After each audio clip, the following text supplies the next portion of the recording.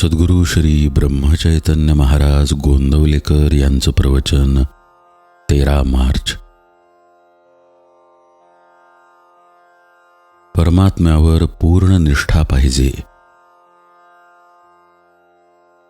आईकरता रडत असलेले मूल आई भेटल्याशिवाय रडणे थांबवत नाही. त्याप्रमाणे समाधानाकरता आनंदाकरता धडपडणारा आपला जीव परमेश्वर प्राप्त झाल्याशिवाय शांत राहू शकत नाही. म्हणून प्रपंचाची काळजी न करता परमेश्वराची प्राप्ती कशी होईल याची काळजी करा. भगवंतावर संपूर्णपणे निष्ठा ठेवल्याशिवाय आपली प्रपंचाची काळजी दूर होणार नाही. सर्व जगताचा तो पालन करता तो आपले पालन नाही का करणार? प्रत्येक गोष्ट त्याच्याच सत्तेने होते हे लक्षात ठेवा. मग प्रपंच कधीही बाधक होणार नाही. एक भगवंतावरची निष्ठा मात्र शेवटच्या श्वासापर्यंत सांभाळा. आपण पुराणात वाचलेच आहे की भीष्माने पांडवांना मारण्याची प्रतिज्ञा केली. भीष्म प्रतिज्ञाच ती, मग ती खोटी कशी होऊ शकेल? सर्व पांडव चिंताग्रस्त झाले. पण द्रौपदीची निष्ठा मात्र जबरदस्त होती. ती म्हणाली, आपण श्रीकृष्णाला विचारू. तिने सर्व वृत्तांत त्याला कथन केला. श्रीकृष्ण म्हणाला, भीष्माची प्रतिज्ञा खोटी कशी होईल?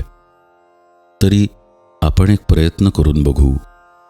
तो म्हणाला, द्रौपदी, तू आता असे कर, रात्री भीष्माचार्यांच्या आश्रमात जा.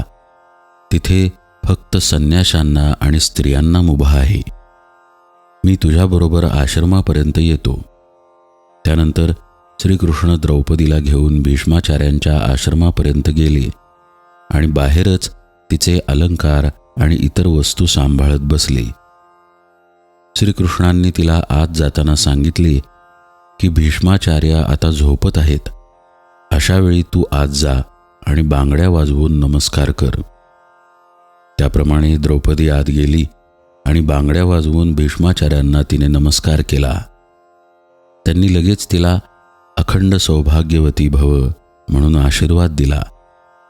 मग त्यांनी पाहिले तो द्रौपदी.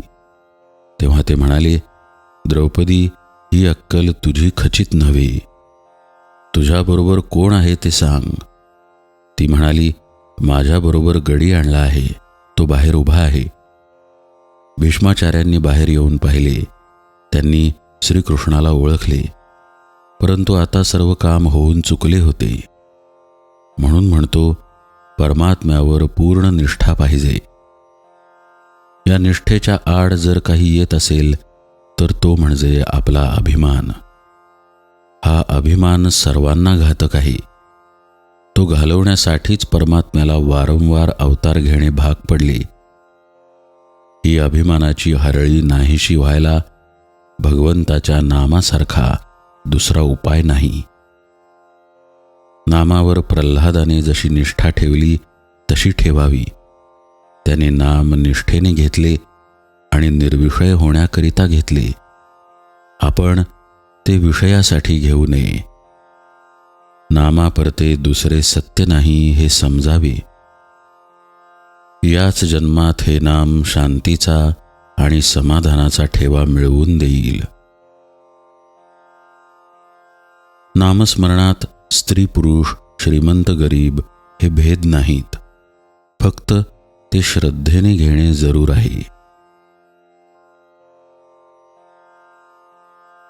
जानकी जीवन स्मरण जय जय राम.